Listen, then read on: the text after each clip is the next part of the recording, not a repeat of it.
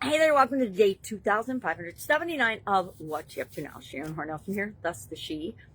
Sharing lessons learned, the good, the bad, the ugly, things that have happened as I transitioned originally and moved from the brick and mortar corporate world of businesses to the online world of businesses, and then back and forth again. And now I've got my feet in both worlds because I like to have multiple streams of income, and I like to make sure that I am keeping up with what's going on in the world of business, etc. So today we're talking about in both the Be a Better You annual challenge. I do an annual challenge. This is, I think, our 8th year in a row that I've shared it online.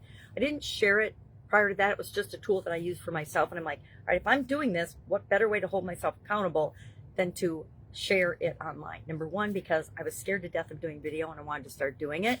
Number two, because it held me accountable to actually doing it every single day, no matter what. Because in 8 years, I guarantee, there have been days I didn't feel like doing it. I think I missed Christmas of 2019, Christmas Day, because I had COVID, before COVID was a thing, right? How could that happen? How could that be?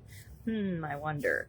So today I'm sharing a tool called the Lifeline exercise. And the Lifeline exercise is a tool like timelines we learned about in school, important big milestones leading up to a critical event.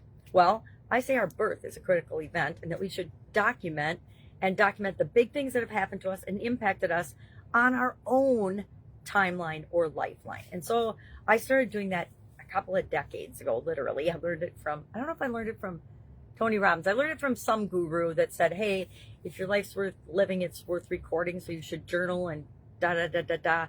And you should also make sure that you're pondering and reflecting on what's worked and what hasn't worked for you in the past. And when you're facing a difficult time, one of my favorite times to check out my lifeline is when I'm struggling with something or I'm having, I'm old, lots of experience, but I still struggle with stuff, right? Some things still bother me. No matter how hard I work on them, they still will. I'll think it's gone and taken care of, and then all of a sudden it will rear its ugly head, and I'll be like, I gotta look at that. So then I'll go pull out my lifeline, and I'll look at it, and I'll say, all right, well, why am I letting that event that happened 40 years ago impact my confidence today in this situation? That is ludicrous and ridiculous, and I'm gonna choose not to do that.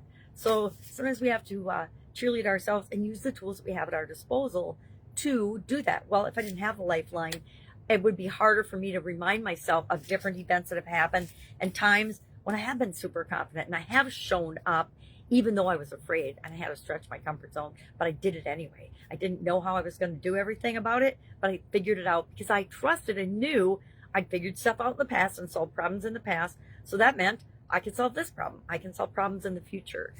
And that gives us great confidence. So we talked about that with respect to our businesses in Supersize Your Business group.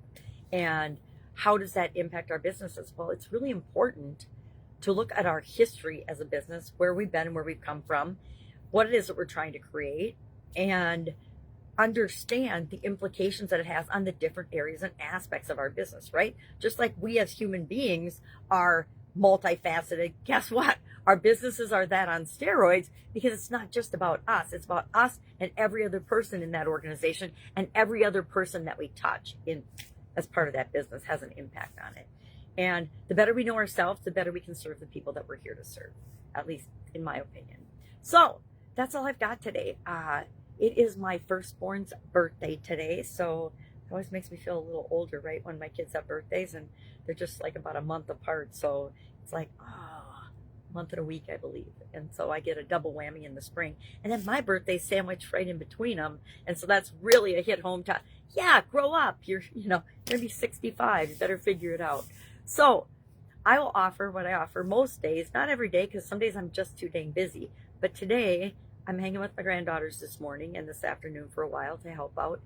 If I can help you in any way, please, please, please just ask. If I don't know the answer, I will tell you that, but I will also commit to helping you find the answer. I won't just leave you hanging. All right, have a great day, and I will, of course, be with you tomorrow.